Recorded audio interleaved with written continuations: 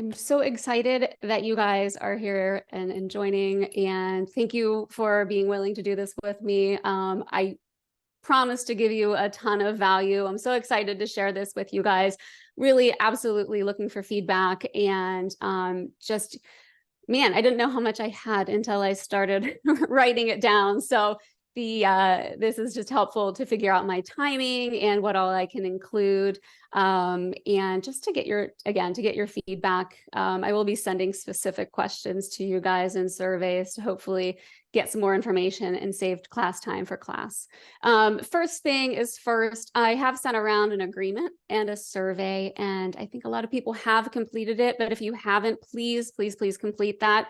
The agreement, if it's not complete by Thursday, I'm not going to be able to admit you into the meeting. Just, there's proprietary information and just, protections for everybody involved. So really need to make sure that we have that. So if you could finish that up before next session, would appreciate it. A couple more things to note, kind of some ground rules. This is not therapy. Just really want to make that very clear distinction between therapy and coaching. Therapy gets you back to baseline when something's triggered you or trauma has occurred, etc. It's really past focused, bringing you up to really kind of the functioning level in the present. And then coaching helps you to think about your future and plan how you're going to get there. So we're going to talk about intentions and goals, and I'm going to help facilitate insights into your situations and to yourself. So it's a place for really intentional change to occur, moving you closer to your goals and to true authenticity. So I'm your guide, I'm your facilitator. The work is with you, right? I'm going to share information, knowledge that I have, resources for you. But truly, I'm a partner and a guide for your own transformation. Talk about interaction super quick, since there's a lot of material that's going to be condensed into a little bit of time. Less interaction than we would probably normally have in a session in a course. Primary way I want you to interact would be great if you could use the chat function during the meeting. If you have a question or a thought and want to share it, drop it here. Lorna's keeping an eye on everything, and I will do my best to address it as I go. I'm going to pause. I'm going to try to keep an eye on the chat, ask Lorna if there's any questions that have come up, to try to address it as we go. If for some reason I don't have time, or if it seems like more of something that would be better addressed offline, I will be sending those answers to your questions when I send the email out with the recording. So one way or another, your email or your question is going to get answered. There will be a few times today where I'll ask for some interaction and some feedback, and I'll let you know, just kind of depending on time, if that's something that would be dropped in the chat, or that would want you to raise your hand, or drop in the chat if you don't know how to raise your hand, and Lorna can unmute you. If you wish to remain anonymous with a question, you can do that by messaging either myself or Lorna directly in the chat, and then you don't have to say it in front of everybody. And so again, just touching on that, this is a beta. I'm going to be asking for a lot of feedback, thoughts, how to make this better. I don't want to take away from our time together, so I'll be doing that via email. So apologize that you'll get a few emails from me, but it really, really helps me to build this as we go and to save time for the lessons. So how the sessions will flow: we'll have an hour together twice a week for 3 weeks. The first 50 minutes generally is going to be for the lesson. I will try to save time at the last 10 minutes for open Q&A. I know today, I'm pretty sure we are not going to have that time. So really, really want to focus on our time together being me teaching new concepts, talking about concepts, exercises, self-reflective work. And that's why we have a little bit more limited interaction. Most likely going to have homework. Promise it's fun, it's for you, and it's going to help you to really get more out of the course as well. I think I'll take it easy on you today, though, and I don't think there's any homework today. So support between sessions. Everybody's going to get the recordings. And again, I'm going to do a recap in that email and also answer any questions that came up that I didn't have time during the course to answer. Also in between, since we do have so much limited time, would like to offer email or IM support. You have my email address. If we've been messaging together on a different platform, Instagram, Facebook, LinkedIn. Feel free to drop your questions there. Another alternative is I do use Voxer. If you're familiar with Voxer, it's just a walkie-talkie app. You can add me there and we can send voice messages back and forth. So to make up for the fact that we're cramming a ton into a little bit of time, really do want to make sure that you guys feel supported. So that is an option for you as well. All right, so super quick, any questions just kind of on the logistics before we hop in?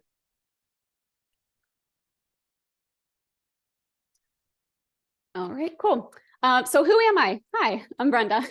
So in case you guys aren't familiar with me and my story, I think the most important part is that, I come to this as ex-corporate. So what really brought me into coaching was solving a lot of my own problems and figuring out ways to help myself and to help others. So come from a corporate background. I've known for a really long time, probably since I got out of college, that the corporate wasn't for me. It wasn't my passion.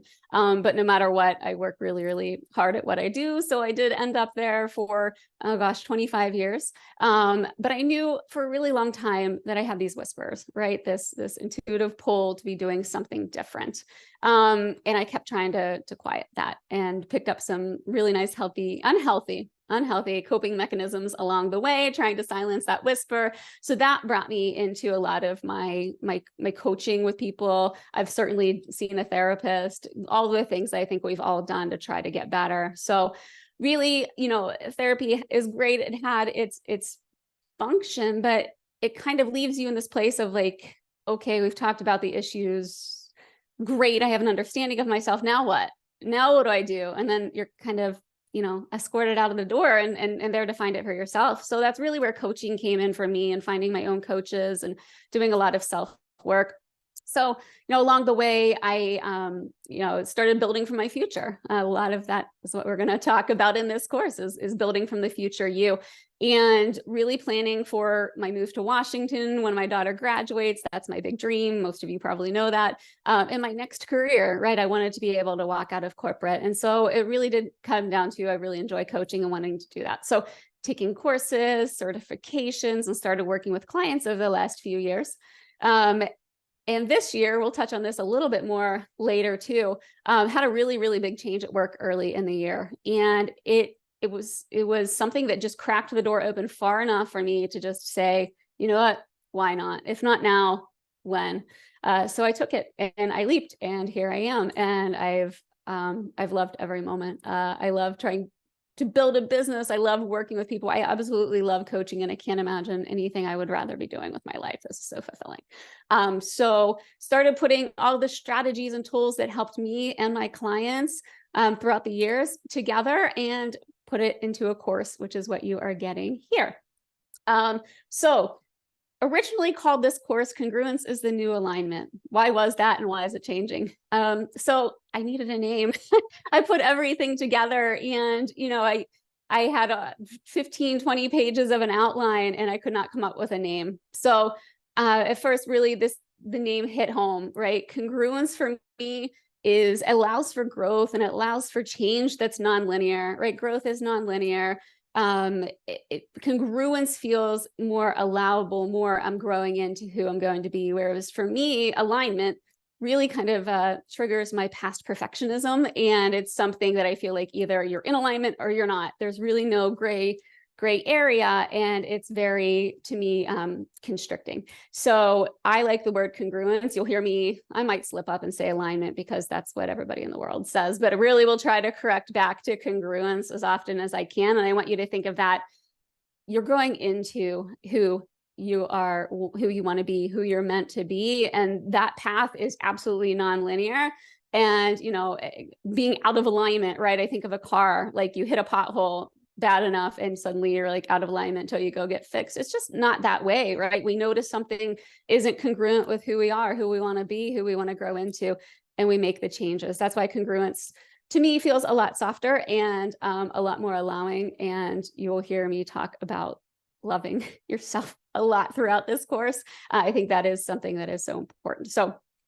But yesterday the name finally came to me. I don't know if you saw my Facebook post, but really going to go with the authenticity blueprint Mastering Intuitive Living. I think it pulls together the two main concepts and what makes this course unique, which is mastering your intuition and then embracing your full authenticity and figuring out the life that you want to leave from there.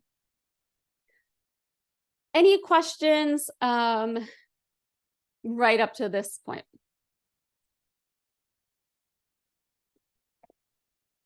Perfect.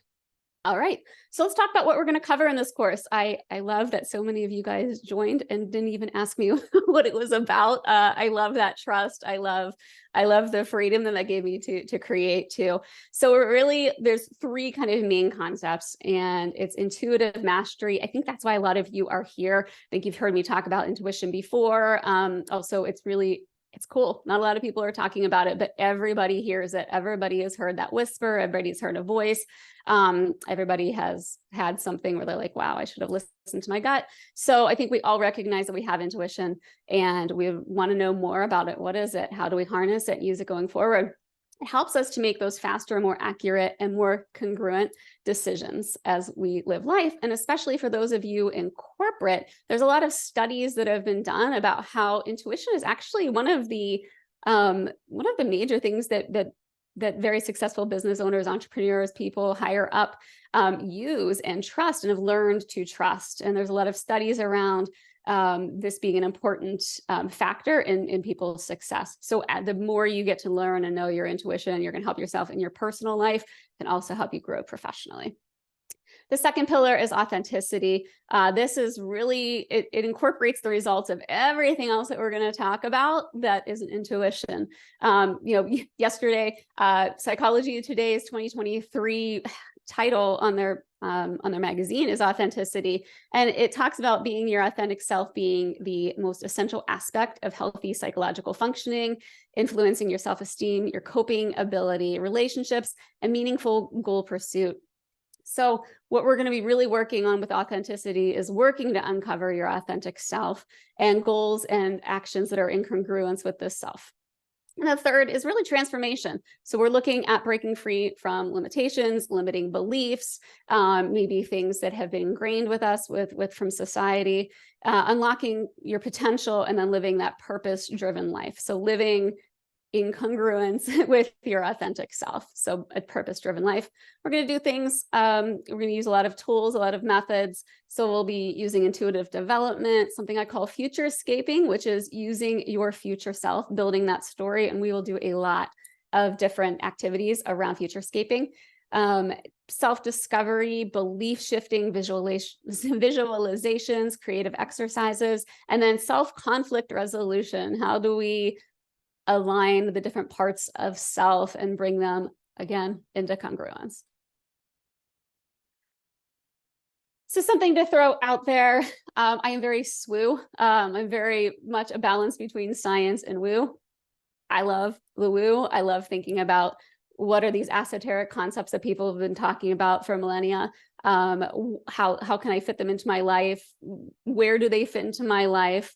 But I also love science. Something you might not know about me is undergrad, I was biochem for 3.5 years before abruptly switching to business. So I am not claiming that to be any kind of scientific background other than to say I love science. I love reading about science, and I like to merge the two. I like to say, okay, if this is possible, then what is science maybe saying today about how this is scientifically proven, or what's going on that can start to really bridge the gap between the two. So you'll hear me say Scwoo a lot. That's why I do it. I do want to show you both sides, that being science and woo, and let you decide.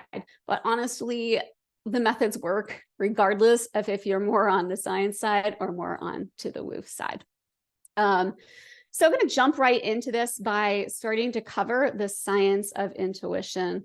And it's important to note that really when we talk about anything Scwoo or science related, that it's really suggesting how it's possible that it does work. There is absolutely no, formal document out there saying this is exactly how intuition works. Now, there are places like the Institute for Noetic Sciences and HeartMath Institute that do a lot of research around intuition and some of the other more esoteric practices like remote viewing, etc. And they do go through a rigorous scientific process. They follow the scientific method to a T, etc. So if you are interested in this stuff, Institute for Noetic Sciences is a great place to kind of look up a little bit more research, to kind of get your fill of the Scwoo.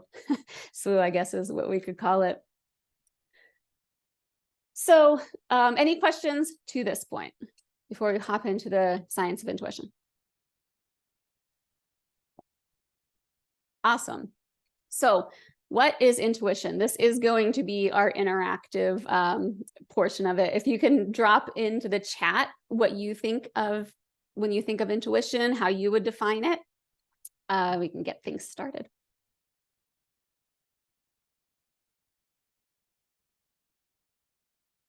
No right or wrong answers either.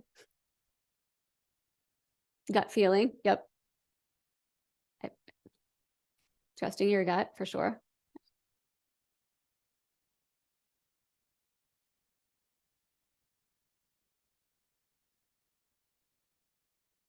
Yep, the voice inside your head for sure. Something that makes you move, a sense of knowing. Yes, Samantha, you've been in my classes before. So, you know, everybody's right? It's sometimes even hard to define because it's something that we feel, and that usually it's something that we should have listened to. I'm going to say that a few times, but so my definition is it's a deep sense of knowing something without knowing how we know it. Yes, the whisper that's not coming from another. Yes. Perfect. And we're going to get into all of these. These are definitely ways that we sense intuition, we feel intuition, we know about intuition. The answer that you have without thinking about it, that's a very specific type of intuition. So that's perfect. We'll get into that later. Perfect. Thank you, guys. So there are two types of intuition. There is local and there is non-local intuition. Local intuition is probably the one that everybody, even scientific-based people, would acknowledge exists and how it exists. So local intuition is based on things that you already know, things that you've already learned in life, things that you have subconsciously picked up, and it is your mind putting things together very, very rapidly and incorporating new information. So it's being in a new scenario, feeling like you have an answer and wow, you don't know where it came from, but it can be traced back to things that you've learned, heard, experienced, just picked up in the environment, etc. So it does have a definition. It's probably not necessarily accessible, which is why it seems like a surprise to you. We will talk a lot about your subconscious and what gets lodged there, good and bad, going forward. But that is one type of intuition is local. The other is non-local, and this is more of the woo definition. This is more of the picking up information from the field. You know, examples like you pick up on how somebody else feels. You can read their emotions. You think about somebody and suddenly they've called you. You just know something about somebody else, somebody maybe you haven't met or you have no experience in their life. These things that are really truly outside of that local, anything we've experienced before. It can be, you know, it can be visions about our future, thoughts about our future, things that we couldn't have possibly experienced yet, although we will get into the bending of time and space. So that's all kind of relative. But from our perspective and how we visualize space and time today, non-local intuition is accessing that field of information beyond what we've already experienced. So the foundational basis for this is that everything in the universe is energy. And we postulate that intuition operates on the energetic field. So we experience the world in two different ways and have two different branches of physics defining and explaining how things work. The first is matter, right? Everything we see, feel, touch. This behaves according to Newtonian laws and Newtonian physics. And then there's energy, and this behaves according to quantum physics. So thanks to Einstein really kicking this off for us, you know, the theory of relativity, et cetera. That's, you know, this is the field that really deals with energy, those subatomic, below the subatomic particles. If we break matter down even further, so we have matter and we have energy, they operate under different laws. But if we break matter down even further, break atoms down to their parts, even below electrons, below neutrons and protons, everything is made of quanta, is made of energy. And so truly, even though we have these two distinct fields of science talking about how matter operates and how we operate in the world, at the very, very basis of everything, everything is subject to quantum physics because everything is energy. E equals mc squared, right? We all remember that. So it's showing us how mass and energy are interchangeable under certain circumstances. Not that we ever really like approached the speed of light squared, but interesting to think how our thinking and how our relation to each other could potentially do that. So truly everything operates at that level of quantum physics. And Einstein had a lot of quotes to say about intuition. He was really into this. So if you read about him, he uses things like accessing the theta level of sleeping to access answers whenever he was in a state where he was trying to figure out his next experiment or get an answer that was really stuck. So he was very, very interested in things like intuition. A quote from him, my favorite is, "The intuitive mind is a sacred gift, and the rational mind is a faithful servant. We've created a society that honors the servant and has forgotten the gift." So, have some pretty, pretty smart people that truly, believe in intuition, know it exists, and really lived their life from a way of living with intuition as a guiding force. So back to the physics. So photons operate outside of the bounds of Newtonian laws, and it's especially evident in time-space. We think of everything from the way that we view it. We have a way that we have to observe and exist in the world to make sense of things. And so time and space, seem very static to us, seem very real. But quantum physics is starting to show how it's not as real and concrete as it seems. Just beginning to understand this realm and really finding things that support Einstein's theories. So, really started with the Hadron Collider. Going to talk about a couple of experiments now, just to talk about kind of this bending of time, space, and our interaction. So the first is splitting a photon. So when experimenters split a photon, which they didn't even think could be done, but they split a photon, they were able to notice, and they took them some distance away, that when something, we'll call it photon A and photon B, when something acted upon photon A and made it move in a certain direction or act as a particle or a wave, the same exact thing in the same exact second would happen to photon B. So you impact photon A over here, instantaneously, same time, particle B is being impacted.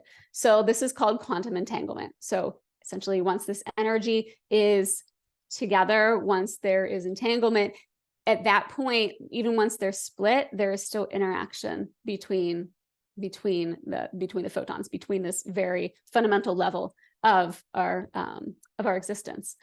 And the second is that photons can exist as either a particle or a wave. You've possibly heard of the slit experiment. This is showing that, again, particle or wave slowed down, a photon exists as a particle, sped up, it's a wave. And it's called the observer effect, that it doesn't actually choose whether it's a particle or a wave until we put our observation on it. It can be either or, and it's truly our observation of the event that impacts how it appears. So that's not to say we're controlling the photon, but that's to say that our interpretation, our observation of our environment has an effect on how our environment is created or how it appears to us. So these two, once connected, always connected, and our perception and observation impacts the world around us.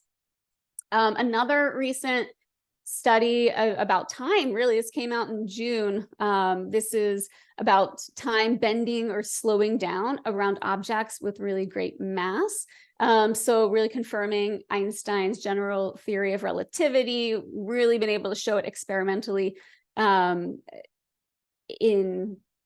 in mathematics for a long time, but now it's been too subtle to detect, but just recently detected, and showing that space is not this serenely empty vacuum, and that time does not actually move on smoothly forward. So if you can think that time warps around an object just because of an object with great mass, it slows down or speeds up, starts to prove that the way that we interpret time really is, again, up to the observer. And we just really have this interpretation of time in order to make sense of what's going on around us. So it's a human construct. And I mean, if we're going to hop back into the Scwoo super quick, can this explain things like deja vu? Like I've been here before. I like to think of, times that my intuition has guided me to things that are going to happen. I definitely don't see the future. And most of my stuff is very, you should do this now. And I follow that intuition, but I can absolutely think of a time when I was 16 and I had just started driving, going down the highway. Everything's, totally normal. And I just had this sense, I'm like, you're going to get in an accident. It was just out of the clear blue. And I was like, okay, cool. Shut it down and went about my driving. And 20 minutes later, I got rear-ended.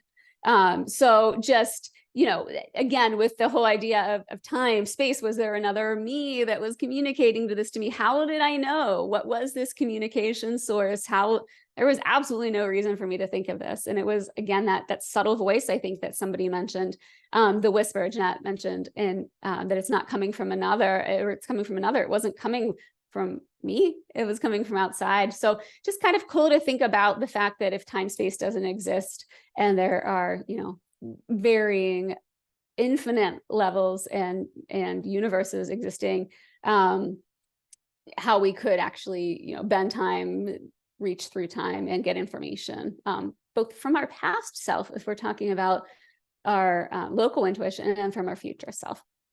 So the entire universe is made, everything that the entire universe is made up of exists in this quantum realm. Science calls it the unified field. You may call it the universe, source, etc. But it's this web. It's this interactive web of energy. We're all interconnected. We've talked about how we can interact with and influence how it exists. We really are the creators of our own reality. And it's postulated that this energetic field is how intuitive information flows. That is a lot. I'm going to get a drink of water. Any questions? Or anything super interesting, anything you haven't thought of, anything you want to add?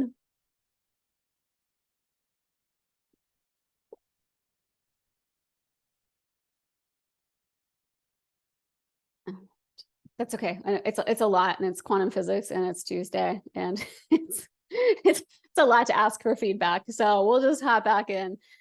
So we have 5 senses, right? And they pick up on this infinitesimally small bandwidth of information that's around us, right?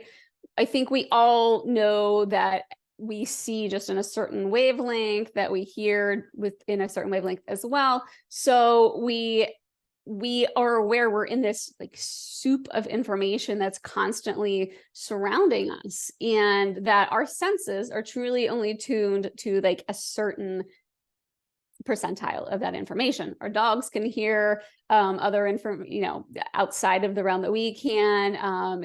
There's like these shrimp, I forget what they're called, but they can see the full bandwidth of color. You see pictures of what it must be like to see like them, and it's insane.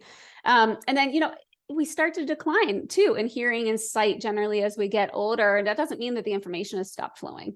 It just means that we can't sense it. So there is a lot of information out there that we can't pick up on. And I think that knowing that our 5 senses are limited opens us up to the possibility of that 6th sense and other information that we are just not picking up on in the day-to-day unless we're really attuned to it. So the 6th sense, people talk about it all of the time, but really, what is it? How do we feel it? Would be your intuition. So colloquial phrases kind of give us the clue as to kind of how we sense this. So things like follow your heart. I knew it in my heart. those kind of things offer clues for what could possibly be the way that we sense intuitive information. So the heart has its own nervous system. It's called the heart brain. So there is actually more neurocircuitry leading from the heart to the brain than from the brain to the heart. I think it's something like 2 or 3 times as much. So neurocircuitry, information flow. Our heart is sending information to our brain, which is crazy because we don't usually think of it that way. But it makes a lot of sense. And we'll get this into the later in the course. You know, I know as an aside, there's a lot of courses that teach thoughts control your emotions. It's actually the opposite way. We actually have an emotional reaction to something before we even have a thought about it. And it's because of this circuitry and this sensing of our heart that we're pulling in the information, we're getting a registered emotion, and then we have thoughts about it.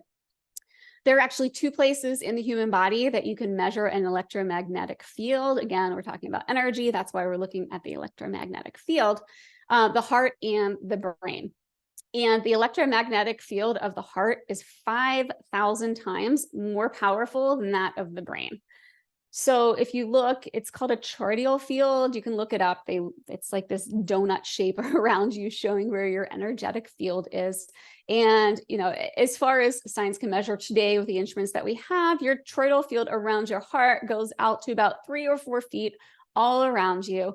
And that's out from your heart space, and the toroidal field from your brain is about 1 inch off of the space. So it's stronger, it's bigger, and we're reading emotions in this way. Emotional energy that has a charge, and it can be detected by the heart. And electricity that's generated by the heart can be detected and measured in the brain patterns of people nearby. So, you know, if I'm sitting across from Lorna and we're having interaction, you can actually read my emotions in her brainwave patterns. So very, you know, science, yay, great, awesome. But I know we all know the feeling of walking into an environment and something feels off, or we come home and we can just tell our spouse has had a bad day without even saying anything, without even facial expression. You just walk into the energy and you can sense it. That can actually be measured. So the heart-brain pathway is really reading the energy in our field and picking up on that information. So we have the science, everything is energy. Then we have to bring it back to how would we interpret this energy? How do we get this information and make something of it? And the answer seems to be possibly the heart space. It's leading to that. And again, you can experience yourself heartache. You knew in your heart you should do something, etc. So science aside, I think that it's a very strong possibility that it really does flow. You get your emotions, you're sensing it from your space around you. You are having emotions based on the beliefs that you have about the world. And then you have your thoughts. And actually it is the heart, brain, then gut. That is the order that we hit. So everybody says gut, and that is absolutely true. That is one place that you can feel and sense your intuition. But if it's made it all the way to being a very strong gut feeling, you've probably picked up on some things in your environment and you might be ignoring them. So it's really going to hit very strongly in your gut. It's almost like that last call to action. So that is kind of the order in which things are perceived and interpreted within our field. So what's the next lesson? So all of the science aside, we could dump all of the science and we can just sit here and talk about how everybody is intuitive, right? I think that's why you all are here. And even if not, I know that we can talk about times that intuition has come up for you. Would love for you to share experiences. Either, you know, raise your hand. I'd love to hear these verbally. It's a lot to type out. So if you raise your hand, or if you don't know where the raise hand button is, if you throw a message into the chat, then Lorna will bring you off mute. And, you know, I want to point out again, I think that the time that we most recognize intuition is whenever we said, I should have listened to my gut. I should have listened to this feeling. That's why we're doing this course. It's a big part of the course is so that we can learn to listen before it becomes a should have. But does anybody have any good examples of intuition in their own life? Whether you followed it, whether you ignored it, that you want to share?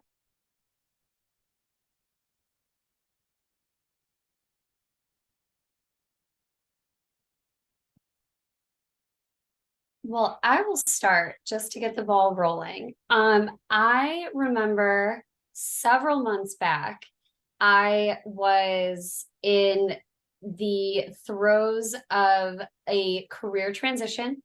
And it was one of those moments where I just did not think I could hit apply for the 500th time and not know that I was going to get a response.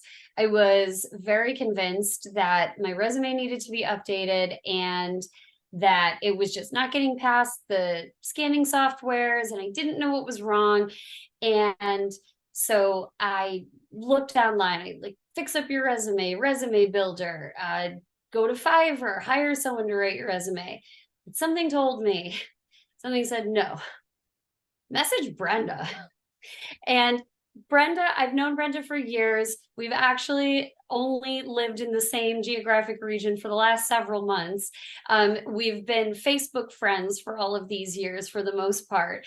But something said, message Brenda, because it's not just, you don't just need help with your resume. Like you're stuck. You're very stuck right now. And I'm a person with, I have 3 degrees. I have 3 different career paths I could honestly take at any given time. And I just felt stuck. I had nowhere, I didn't know which way to turn. I didn't know which path to keep trudging down. And I just felt like I was wasting my time. But something told me, Brenda, Brenda will get where you're stuck. Brenda will really be able to help you. And again, we've been Facebook friends for all of these years. We've never had an in-depth conversation about my career or anything this personal or this intimate. But something told me, for some reason, Brenda is the friend you want to go to for this, completely unprompted out of nowhere. And so I did. I sent her a message on Facebook and I said, hey, Brenda, I'm so sorry if I'm catching you at a bad time. If you have the time and the bandwidth to help me redo my resume, I could really use some help because I've been applying for jobs, more than I eat and I'm getting nothing. What can I do? And the next thing you know, it just snowballed into the most insightful, like transformative conversation. And I think the first thing that she said was, I sent over my resume. She's like, I think your resume looks really good. We can definitely tweak it. Like, what are you thinking you want to do? Where do you see yourself? Where do you see like future you working? What kind of work day? I think that's what the prompt was. She said, what kind of work day do you see yourself having?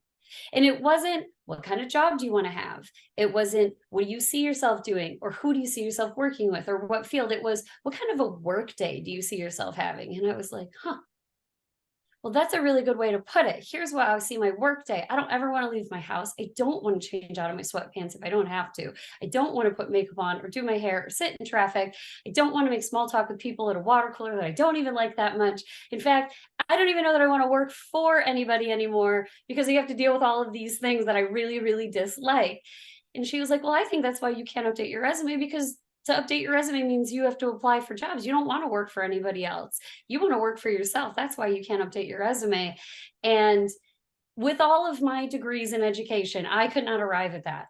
I could not have gotten myself there. But something told me, message Brenda. And not only did she helped me with my resume for the moment, but I'm getting ready to launch my own business because of that guidance that Brenda gave me in the beginning that made it so clear for me that no, she's absolutely right. And there was something else that came up for me, and this is where I will wrap it up and turn it over to you guys, is if it's not a hard yes, it's a hard no. And that is the way your intuition talks to you. If you're not reacting internally, yes, yes, yes, this is it, then it's just a no. Maybe it's a no, not right now. Maybe it's a no, not the right fit for me at this time, but it's a no. It's just a no. If it's not a hard 1000% yes. And that was my very first taste of like developing my intuition and really starting to listen to it. So that's probably my favorite example of following my intuitions because it led me straight here. Thank you. So good. Anybody else? I can hop in with one if there's nobody else that wants to share. Oh, there's Samantha. I knew you'd have one.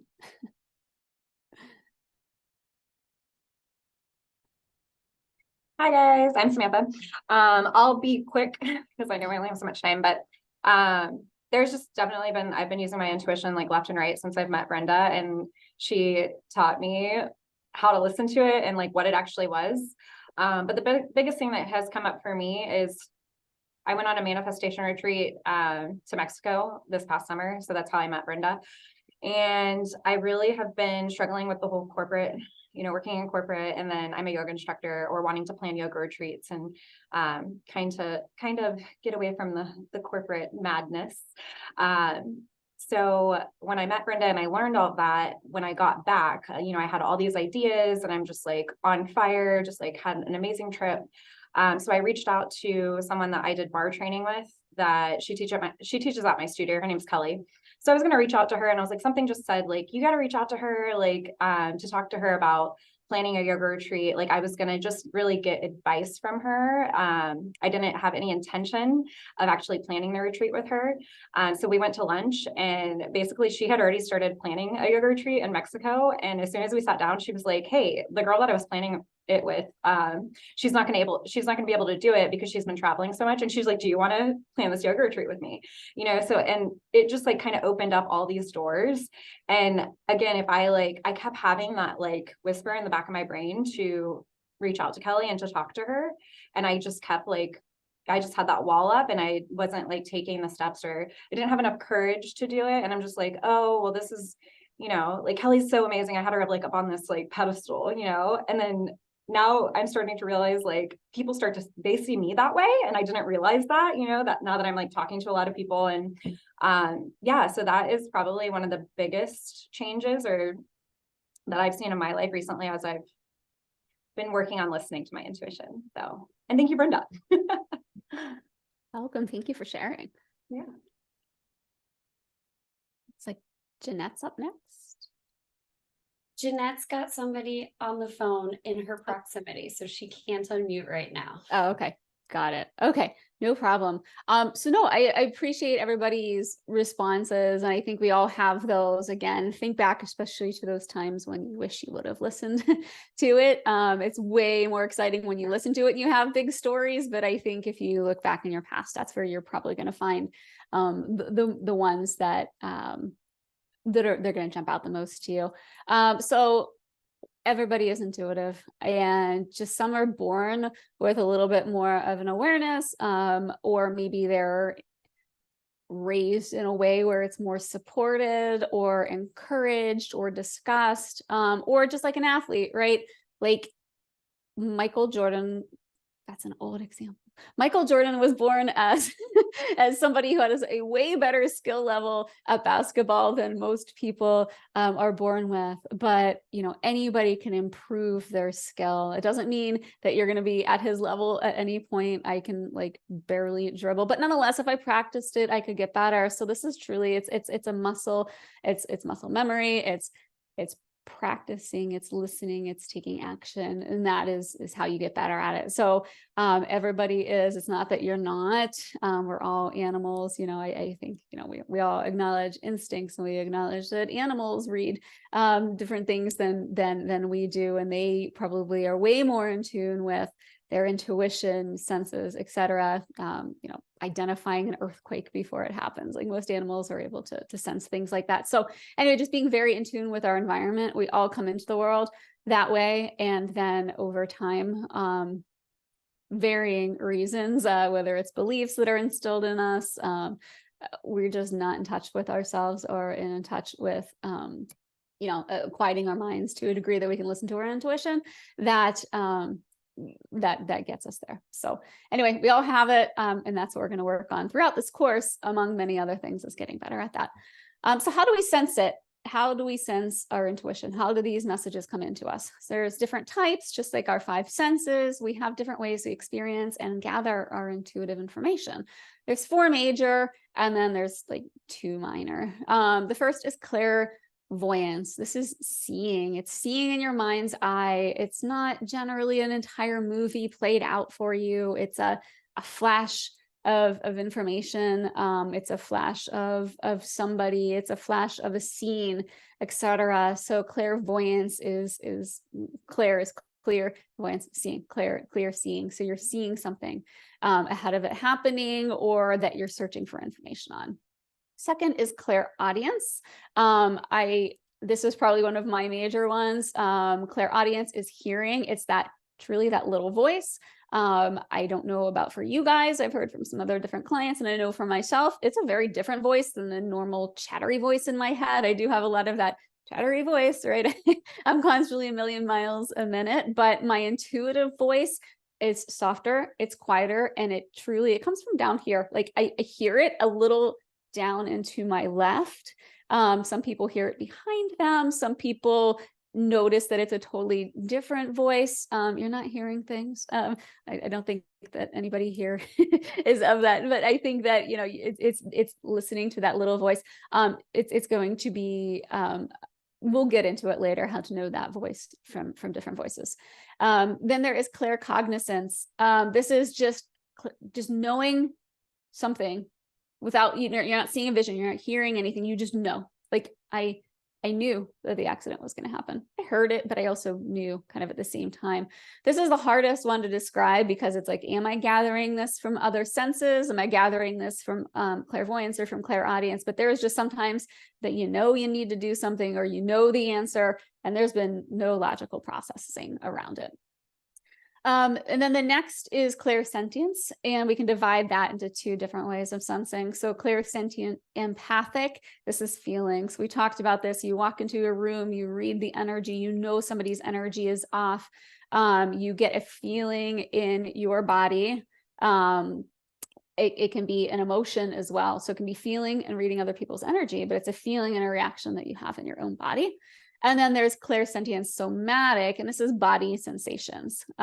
This one is getting a little bit stronger for me, so I can actually describe it. I actually get chills when I am looking for an answer and I come across something and it comes to me, I get chills, and that's how I know it's kind of the right thing. So with all of these, there's two more very, very minor. Most people, this is like, I've only heard of one person having it. So there's clairgustance, which is tastes, and clairalience, which is smells. So those two are incredibly minor. If you don't have them, there's nothing wrong with you. You're not broken. It's just very, very minor. Generally, we have one of these senses that's the strongest, maybe one or two that are the strongest. All can be developed over time. But you really want to start working and noticing and kind of playing with that one that's your main one that you've noticed has guided you the most, and that you hear, sense, see most often. And the rest of them will come online after that. So the more you work with your intuition, the more your intuition works with you, the more you work with it, the more that those other senses, right, the other clairs will come online. And then how do we develop it? Question. That's what the rest of this course is about. We're going to wrap in some exercises. I'm going to continue to drop thoughts on, is this your intuition? How do you act on your intuition? How can you bring your intuition into the practices that we're going to do kind of going forward? So that's an entire course in and of itself, which is the rest of the course, just giving you the baseline to understand intuition, a possibility for how it's true and how it could work. And then we will work the rest of the course on finding your most authentic self, and then listening to your intuition to develop it. So a couple of last things to think about, blocks to intuition. People assume that it's woo, or they don't believe it. Hopefully the last 45 minutes, you've gotten some sense that it is, absolutely possible, absolutely true. And if nothing else, you have had experience with it, and you're curious enough to be here to trust it. And I thank you for that. And that's enough for you to move on. But when people truly are just like, nope, this is crazy, this is woo, they shut down. That's one of the blocks, is just not believing in it. Another one is people said, my mind is just too noisy. I can't quiet my mind. I can't meditate. There's no way I can get in touch with my intuition. And I want to offer to you two things. We don't want to necessarily completely quiet the mind. We're going to focus the mind. We don't want to quiet it. You don't have to know how to meditate. Don't worry. That is not the point here. So this is all good news to people who are like, nope, meditation has not worked out for me. I think that all of that noise that we have in our head is truly like our intuition and trying to make connections and making sense of the world around us. You know, we get so much information from around us that we don't necessarily, you know, want to block out that information. We want to be able to focus, and to be able to focus, we need to be able to cultivate our inner awareness and really turn inward and be able to focus on the question at hand, or again, those the questions that we're going to ask of our intuition. And then the very, very biggest thing that we can do to develop our intuition is act on it, is act on it. You're going to start to notice synchronicities. Like Lorna mentioned it, Samantha mentioned it. I'm going to tell you my story in a second, but truly, you can listen all you want, but if you don't do anything with it, it's not going to move you forward. And actually, it will start to shut down because universe, source, etc. Your senses, your rational mind is like, wow, okay, if you're not going to listen, we're just not going to do this anymore. So truly, it's trusting and taking a step based on these synchronicities. Synchronicities are things that show up in your life, clues that kind of like that breadcrumb path that you're following to your next version or your next step in your life. And you have to take the action. And here's the thing. Some of it's going to be scary. Some of it's actually, a lot of it's going to be scary. It's going to be the thing you're pushing back against. But right past that fear is where you want to be. And yay, good news. We have an entire section on how to work through fear in the course. So I'm not going to just tell you to trust your synchronicities and jump and follow them. Although if you can start doing that today, your life is just going to start to change today. But we're going to talk about how to overcome the fear and really listen to the synchronicities. And that's when things start to unfold. Promised you my story.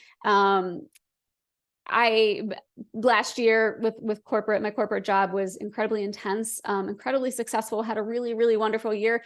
But because of the type of person that I am, type A, I was working probably 14, 15 hours a day for the last least 4 or 5 months of the year. I am all about winning and doing the very best job that I can, and I will get sucked into things and I will just work. So I was working these hours, and my mom got very sick in November, and she had been telling me for a while some symptoms she was having, and I didn't have the time to listen. I didn't have the time to help and go there. And she ended up in the hospital in November, and I had to run back home to Pittsburgh and make sure that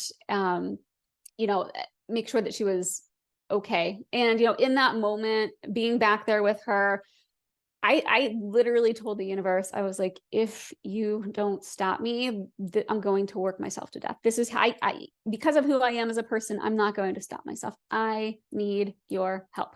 And, put it out there. And there was absolutely no reason that what happened at work should have happened. There was no indications. It was literally just the craziest thing that happened that opened that door for me. Could not have seen it coming. It was out of left field. It was nothing that couldn't even be fixed, right? So I had a decision point. I had a point where I'd asked for something. I noticed something happened, and I could go one direction, which was to jump out that cracked window that I saw and move on to my next life. Or, everything was going to be smoothed over and things were going to be okay. But I took that leap, and that's why I am here. So that's my big example of listening to the synchronicities, following, jumping, even in the face of fear. And I do see your question. I will get to that in just one second. Synchronicities. So as you start to listen to your synchronicities, follow those, more are going to show up for you, and you follow this really, really beautiful path. I can't scientifically explain it other than just to say, like, it happens. And I know that's a really, really big leap of faith to believe. But Lorna will tell you, Samantha will tell you, and you're going to start to experience it for yourself. You're going to start, as you follow these synchronicities, you're going to learn to decipher that voice, to learn your intuition's language. It is its own language speaking to you, and it's going to speak to you maybe directly, maybe it's going to be that voice, maybe it's going to be metaphorically, etc. So the more you listen and follow, the more you're going to get to know that language and start to be able to translate that language, because it is just specific to you. I can't give you the dictionary because everybody's intuition speaks to them specifically, directly, metaphorically, etc. And then really quick signs that it's intuition versus noise. This probably will tap on a little bit to the social media question, but I'll address that in a second.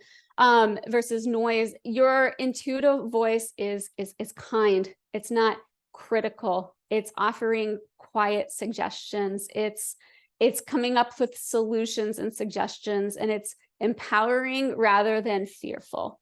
So you'll learn through this course ways to distinguish between intuition and noise. And I love this lead-in question about social media, engineering our brains, impacting intuition. It's not just social media. We're going to talk an awful lot. And I think it's next session or the next after that about our subconscious and the way that we are programmed, why our subconscious is programmed the way it is, the different places that our subconscious becomes programmed willingly or unwillingly by that which is around us. So yes, part of this course is unraveling what is, I call it what's mine versus what is theirs, and really being very, very clear on our beliefs, being very, very clear on who we want to be. I call it the future self. We're going to futurescape. And as we think out through the future, and we compare that to who we are today, we're going to pick up on these things that maybe social media and marketing is a huge one that have influenced the way that we show up, and that may cause a little bit of noise in our intuition. So yes, part of this course is cleaning up that subconscious beliefs, those subconscious things coming into us so that we can trust our intuition more. Does that help? Oh, yeah, Samantha, the good, that is a great question, or a great point, like knowing what song's going to come on the radio. That was the other one I wanted you to know. You knew you were going to, like, somebody was going to call you, you thought about them and they called you. Or this is the other one I always forget to use, is that, yeah, I knew the song was going to come on. Or like, I'm going to control the radio back in the day, for those of us who remember that. I want to hear this song next, and it shows up. It's really pretty cool. Wow, I made it right up to time. Impressive. I actually generally have a what would you call it? I have a session that I do where I actually take everybody through and try to get them to use their intuition. It's called the coordinates exercise. We absolutely don't have time today. I wish we did. It's really cool to see it showing up for everybody. Maybe I'll ask that as an aside, like as I email you guys today with the recap and with this course or this recording. One of my questions, I'll see if anybody's interested in having a one-off half-hour session. We will learn how to cultivate inner awareness. We'll learn a practice that you can do in a minute or two to really get internal, and then to listen. And then we can do the coordinates exercise and compare answers. And it's a lot of fun. I just know that asking 2 hours of everybody already for 3 weeks is a lot, but I will throw it out there to everybody if you're interested, and we'll try to find a time to make that happen too, because I think that really wraps this up very nicely for everybody. But it looks like we are at time. Any last questions? Oh, good. Okay. I'll throw a couple days and times into, I may even just make it a survey. Look for that question one way or the other coming in the email today with the recap and the recording. Just so you guys know where we're going next. This was very informational, cool information. Hopefully, if it wasn't exactly what you thought you were going to get, hang on. I think the next session is going to be what you are here for. We're going to really start to build from our future. We're going to start to talk about futurescaping, our future self, and how that work is going to help us throughout the rest of the course. So I really appreciate you guys. Please reach out, email, any questions. If you were late, if you haven't completed your questionnaire, or if you haven't completed your agreement that's in your email, please complete that, because otherwise I can't let you into the next session. Good, Jenny, I'm glad that it helped. Next session, we're gonna dive right into work. No homework for you today other than to follow your synchronicities, pay attention, come back with some instances that you've noticed in the last few days. And then on Thursday, we're really gonna dive into building that future self. Bring a notebook, or be in front of your computer so we can do the exercises together. But that's what I have for you today. And I am so excited to continue on with you guys. So thank you so much for your time.